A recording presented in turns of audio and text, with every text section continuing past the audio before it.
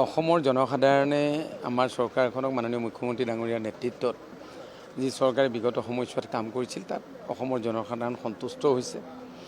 তৃণমূল পৰ্যায়ৰ পৰা বিভিন্ন সামূহিক উন্নয়নৰ ক্ষেত্ৰত অসমৰ ৰাইজ সন্তুষ্ট হৈছে আৰু সেইকাৰণে ইমান বিপুল ভোটত তৃতীয়বাৰৰ কাৰণে নিৰ্বাচিত হৈছে। আৰু আমিও হয়তো ইয়াৰ প্ৰতিফলন আমাৰ গহপুৰ সমষ্টিত ঘটিছিল আৰু সেইকাৰণে গহপুৰবাসী ৰাইজে 16 চনৰ মাৰ্জিনতকৈ দুগুণ মাৰ্জিন দি আমাক জয়লাভ কৰাইছে। মই গহপুৰবাসী ৰাইজৰ ওচৰত কৃতজ্ঞতা জনাইছোঁ। প্ৰথম হ'ল শান্তি। অসমত উন্নয়নৰ গতি ত্বৰান্বিত হ'বৰ কাৰণে শান্তিৰ প্ৰয়োজনীয়তা আছিল। সেইটো মাননীয় প্ৰধানমন্ত্ৰী ডাঙৰীয়াৰ নেতৃত্বত আৰু অসমত মাননীয় মুখ্যমন্ত্ৰী ডাঙৰীয়াৰ নেতৃত্বত সফল হৈছিল।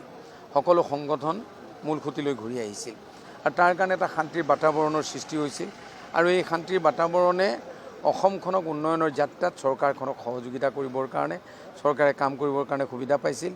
লগতে নিকা আৰু স্বচ্ছতাৰে য়ং জেনেৰেশ্যনত যি এপইণ্টমেণ্টৰ ব্যৱস্থা হ'ল, নিয়োগৰ যি ব্যৱস্থা হ'ল, গতিকে তাৰ কাৰণে য়ং এম্পাৱাৰমেণ্ট যিটো আজি হৈছে আৰু উমেন এম্পাৱাৰমেণ্ট, এই দুটা ইছ্যু ডাঙৰ কথা আছিল। মহিলা সবলীকৰণৰ ক্ষেত্ৰত অসমৰ চৰকাৰখনে মাননীয় মুখ্যমন্ত্ৰী ডাঙৰীয়াৰ নেতৃত্বত যি জনহিতৈষী কাম কৰিছিল, ছ'চিয়েল ৱেলফেয়াৰ, এইটোৱে এটা প্ৰভাৱ পেলাইছিল।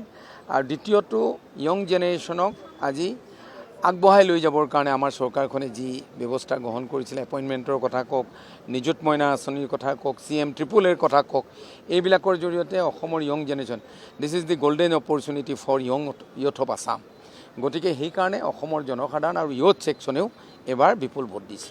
গহপুৰৰ সমস্যাখিনি প্ৰায় 70% সমস্যা সমাধান হৈছে আৰু 30% বানপানীৰ সমস্যা কওক, এডুকেশ্যন ছেক্টৰ কওক, হেল্থ ছেক্টৰৰ ক্ষেত্ৰত কওক বা ছ'চিয়েল ৱেলফেয়াৰৰ ক্ষেত্ৰত কওক, এইখিনি অহা 5 বছৰত সম্পূৰ্ণ হ'ব।